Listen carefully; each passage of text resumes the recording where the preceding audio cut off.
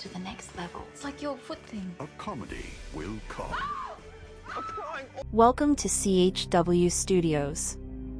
And today we are going to recapping the movie The Little Death. One evening, Paul playfully tickles his girlfriend Maeve's foot, arousing her desire for intimacy. Afterwards, Maeve hesitantly confesses her fantasy of being forced against her will during sex. Shocked, Paul assures her she's perfect, but Maeve clarifies she doesn't want a rating. She wants to feel overpowered. Though troubled, Paul tries to understand, relating it to his foot fetish. Maeve agrees it's normal to crave some aggression, but wants the force to be a surprise, as if by a stranger. Offended, Paul worries Maeve doesn't want the real him, but she insists he's the only man for her. Still conflicted, Paul drops the issue for later discussion.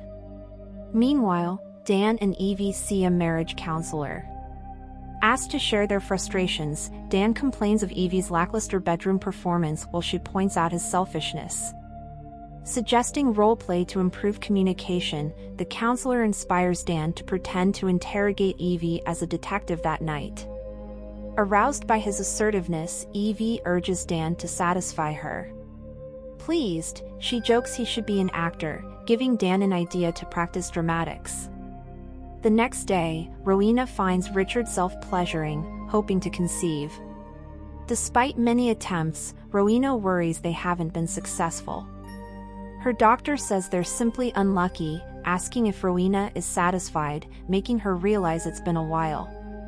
She resolves to tell Richard her needs, but he insists he already satisfies her, so she reluctantly agrees. Learning his father died, Richard sobs, and his vulnerability arouses Rowena for the first time in a while. Meanwhile, Paul and Maeve host married friends Yael and Glenn. Noticing their settled life, Yael suggests marriage. But Paul says they agreed it wasn't for them. Maeve's half-hearted response makes Paul wonder if she changed her mind. Seeking advice, Paul pointedly asks Glenn if he's ever forced himself on Yael. Shocked, Glenn says such desires are common, but believes the force is negated by asking. Paul ponders fulfilling Maeve's fantasy. Later, new neighbor Steve brings vintage biscuits, distracting Maeve from his mention of a past conviction. One morning, insomniac Phil seeks affection from his cold wife Maureen. His work suffers until his boss offers sleep medication.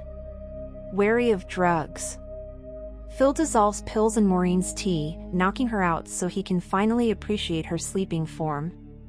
Oblivious, Maureen feels rejuvenated and invites intimacy that night. Bumping into Phil, Steve again distracts him with nostalgic biscuits, avoiding mention of his conviction. At Richard's father's funeral, Rowena is thrilled by her husband's tears until he can cry no more, leaving her unsatisfied again. That night, Dan and Evie roleplay doctor and patient.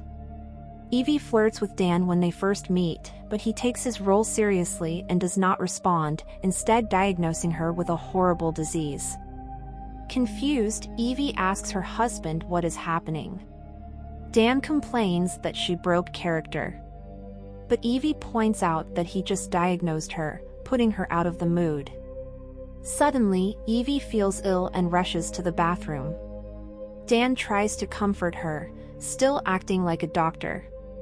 Elsewhere, Monica arrives late to work, blaming car trouble. She works as a video operator for the hearing impaired. When she gets a call from Sam, he sees her and nervously hangs up. One morning, a man grabs Maeve and drags her inside her house. However, his cologne makes Maeve realize it is her boyfriend role playing her fantasy. Paul apologizes for ruining the surprise, but Maeve appreciates his effort. Meanwhile, Rowena tries getting Richard to cry by inviting him to watch emotional films in bed. But he declines. She asks him to help chop onions, hoping the tears will come naturally. But Richard notices she's been cooking with onions all week and is tired of them. Rowena persists, massaging him while bringing up his deceased father, which finally works. But when she initiates sex, he rejects her, not wanting that while thinking of his dad.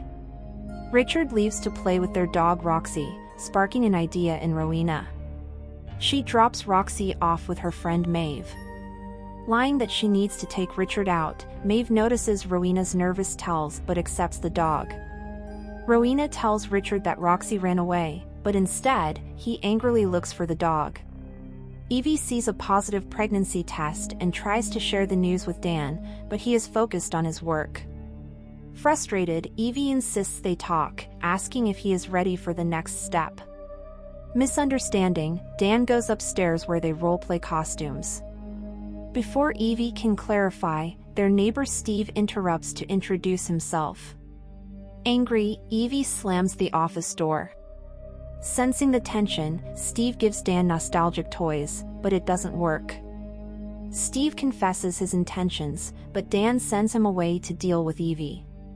The next day, Rowena retrieves Roxy from Maeve, learning the dog actually ran away. Unsure what to do, Rowena begs Maeve not to tell Richard. But he finds the missing posters and confronts Rowena. As they argue, Steve arrives with gifts but realizes now is a bad time. Richard pulls Rowena inside for privacy, and she confesses to being ill, though she means her desires are sickening. Misunderstanding, Richard cries at her terminal illness. So Rowena goes along with the lie. Meanwhile, Phil disappoints Maureen by coming home late. As an apology, he serves tea mixed with his medicine, knocking her unconscious so he can shower her with affection. However, this makes Phil sleep through work and gets him fired. Monica, unaware of Steve's criminal past, had removed her malfunctioning hearing aid and remained oblivious in his car as he lay injured, unable to return. "I thought I was doing okay, God. How did I end up this way? Think I'm getting used to this pain."